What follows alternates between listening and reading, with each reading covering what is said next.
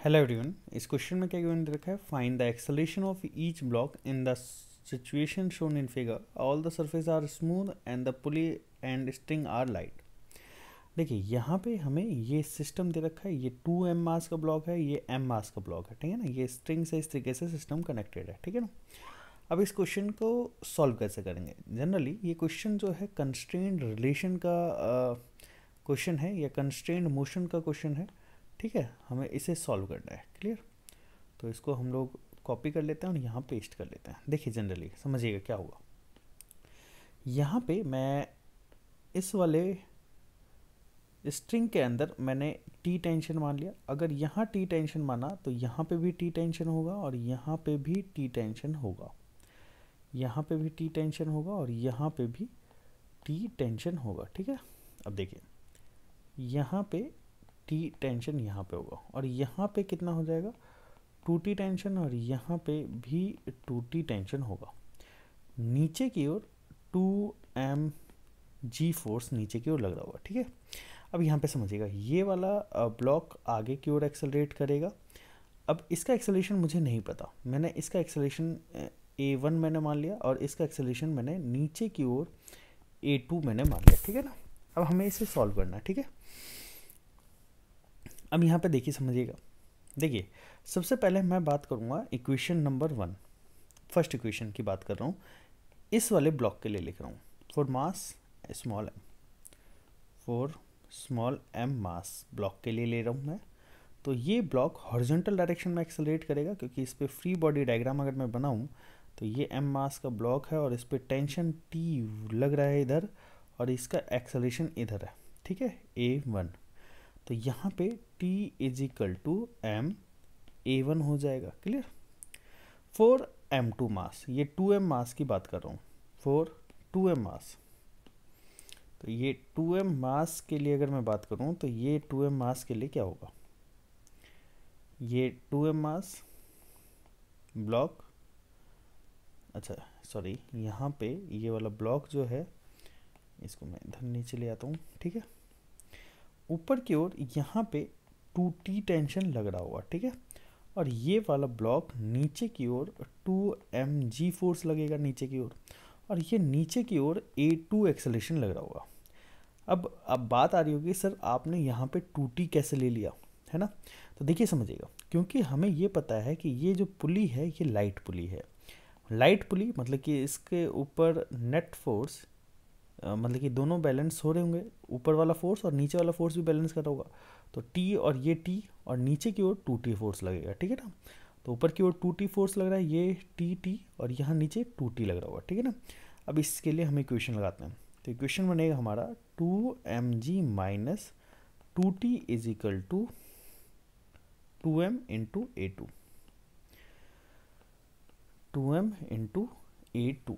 ये हमने दो इक्वेशन बना ली। बट अगर आप थोड़ा सा ध्यान से देखो तो यहाँ पे a1 अननोन है, t अननोन है, a2 अननोन है।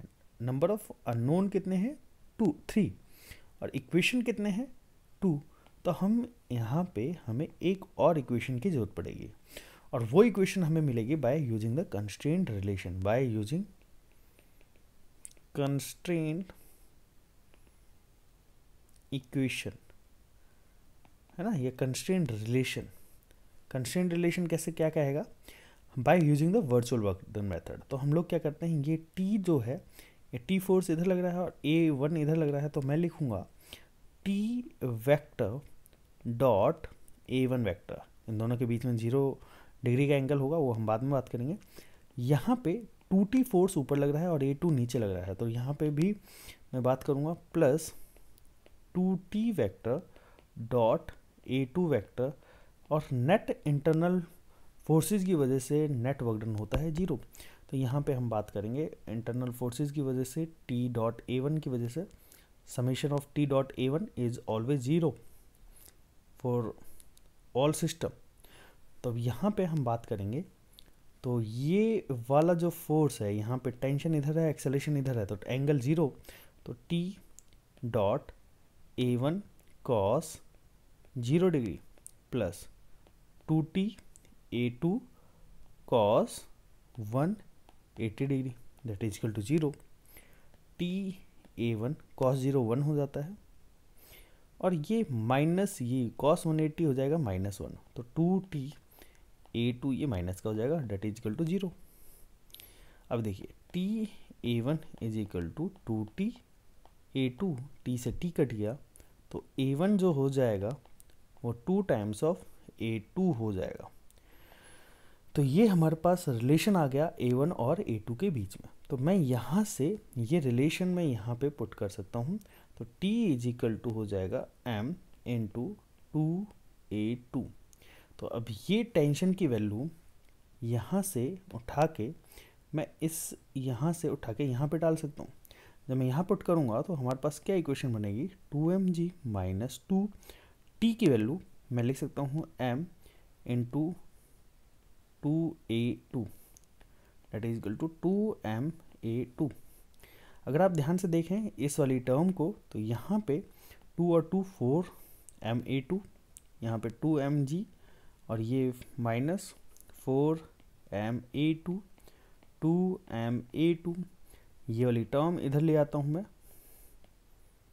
2mg, और यहाँ हो जाएगा 6mA2, m से m कट जाएगा और ये आ जाएगा 2g/6। This is the A2। A2 की वैल्यू हमारे पास आ गई, A2 की वैल्यू हमारे पास A2 की वैल्यू आ गई हमारे पास, तो ये हो जाएगा g/3। This is A2। A2 किसके मास का एक्सेलरेशन है, A2 हमारा 2m मास का एक्सेलरेशन है। तो मैं यहाँ पे लिख देता हूँ एक्सेलरेशन